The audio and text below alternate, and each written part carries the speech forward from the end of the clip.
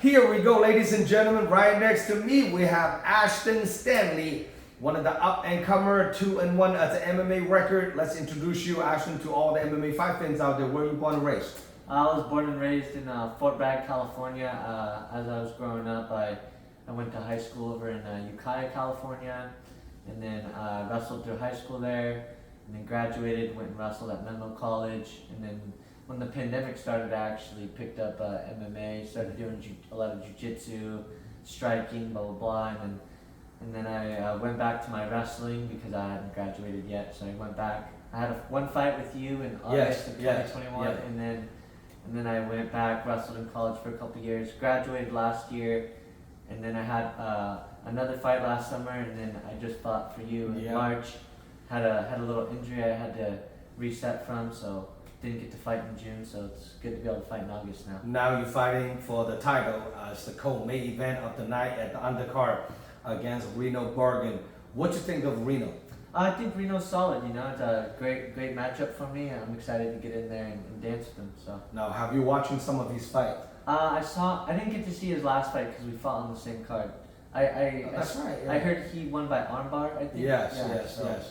Yeah. So now you know he's more like a submission specialist. Yeah.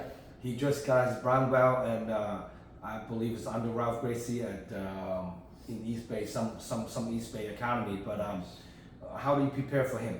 I mean, honestly, going into my fights, I never am like, oh, like I'm gonna force this, force that. Obviously, like wrestling was my first base, but my striking is very good. So that's kind of pretty crazy because sometimes you put two two wrestlers together and they end up turning into a striking match. That's true. I mean, honestly, wherever the fight goes, I'm ready. I train for every scenario. He's a submission specialist, and then you're wrestling, and if you can stuff his takedown, keep him on the feet, we might have to see something unexpectedly. Yeah. You know, fireworks is what fireworks. That's what it is. That's why this classic matchup. So now, if he take it to the ground, I'm not sure he'll be able to pin you on the bottom and doing some ground and pound. But you know, for your wrestling background, you might end up, you know, stopping him or maybe end up being on top and.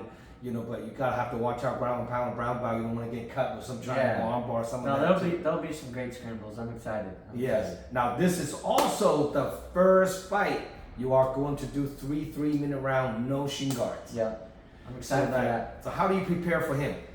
Honestly, I prepare for everyone the same way. You know, I make sure my boxing is solid. I make sure my grappling is solid. I make sure my kickbox, everything is solid. So I don't train for anybody any differently. I'm always training to stay in shape and be ready to fight. So every time I step in that cage, to me, it's the same person on the other side.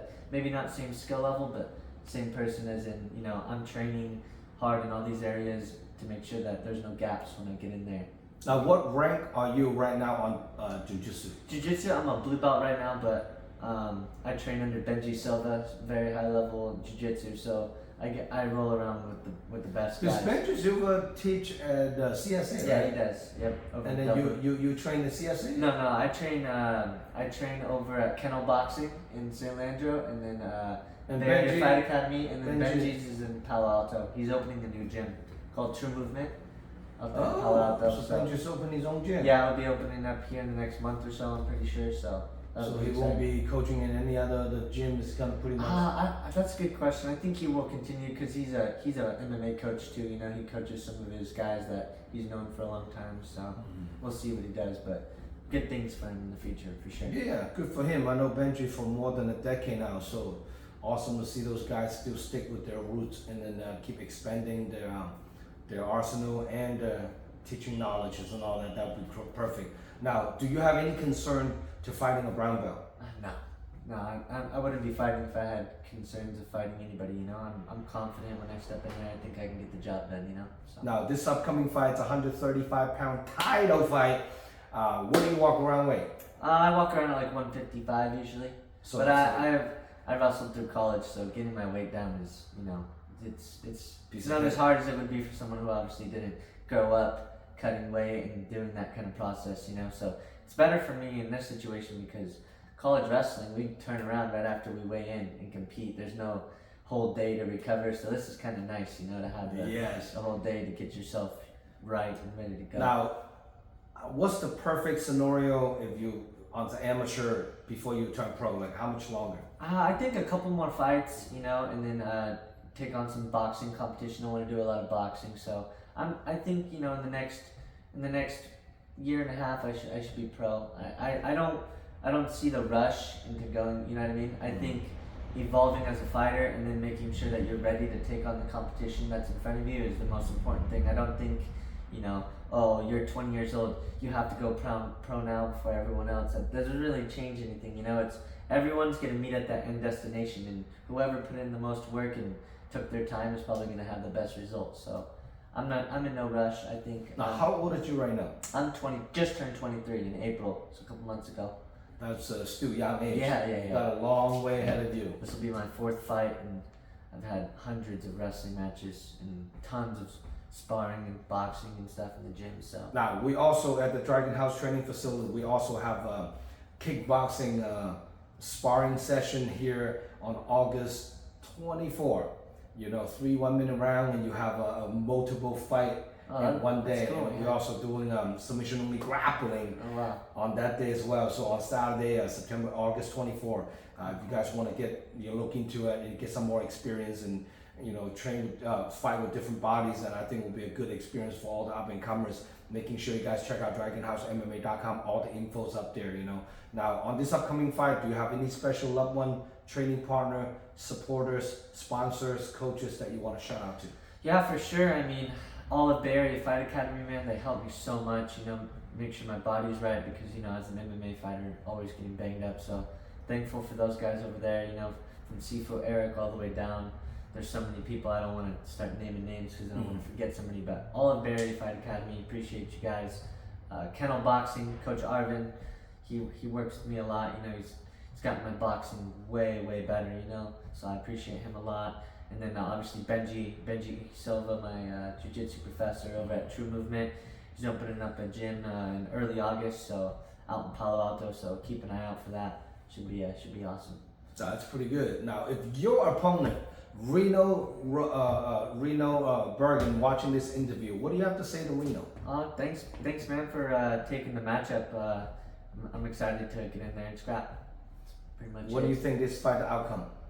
Outcome? Submission, TKO, it could be anything. Wherever the fight goes, I'm gonna look to finish it. So that's first round, second round, third round, whatever round it needs to be. That's pretty awesome. Now, making sure you guys stay tuned. If people want to get a hold of you, buy a ticket, come watching you fight, how can people contact you? You can get a hold of me at Ashton_Stanley01 on Instagram. I'm pretty active on there, so that would be the one to get a hold of me on. All the other social media I don't really pay much attention to. So. Now, you're born and raised in the Bay, huh? No, actually, I was born in Fort Bragg, California. Fort Bragg, what? It's like 4 hours north of here, up on the coastline. And then my dad, he's a wrestling coach. When I was young, he got me into wrestling, and I loved it ever since then. So then when I got older, I was like, man, the only thing I could do with wrestling is the Olympics outside of college, So I was like, might as well go. Because I watched a lot of MMA, and I'd see these wrestlers and grapplers have a lot of success. Like, yes. You know what I mean? I'm like, man, I feel like I can take these guys. So, that's what got me started with the MMA thing. So now we're here. Well, let's see how far you can go. Yeah, 23 years of a young prime age. That's pretty amazing to watch. And any interesting story when you're growing up, want to share with people? Fight stories? Shoot, there's so many. I mean, I would say, honestly, the pandemic is what shifted my head to MMA. I think had the pandemic not happened, I might have waited a couple more years before I started fighting, just because my vision was on wrestling, And Right. I think that pandemic really made me see, I could do these other martial arts, because there was a lot more activity going with jiu-jitsu and boxing gyms during the pandemic than our college was shut down due to the pandemic. That's true. So there's a lot of restriction, but there was a lot of gyms staying open on the low. Sideline, right? Yeah, and I was like, okay, well, I gotta stay active, keep training, so I gotta do something. Started doing jiu-jitsu, started boxing, and I loved it. So I was like, let's keep doing it. And then That's I pretty competed, awesome. Didn't look back since then.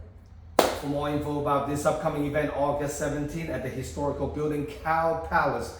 Do not miss it now. We have a 20+ fights on the card, 10 professional and 10+ amateurs. We got 2 title fights. This is one of them. Co-main event of the night. That's 135-pound amateur bout, you know, on August 17th. Make sure you guys stay tuned. Door opens at 2 p.m. First amateur fight kicks off at 3 p.m.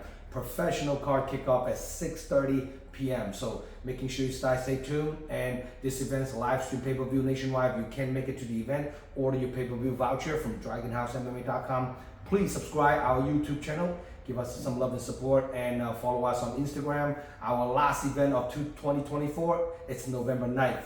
So all the amateur, all the manager fighters want to DM me, get on that event. Making sure you guys reach out to me through Instagram and get at the fighter directly so they can get a little credit for it. Order ticket from them directly. And Ashton, it's on IG, very active, so making sure you guys stay tuned. You watch a lot of UFC fight? Oh yeah, my favorite fighter right now is Corey Sandhagen, hands down.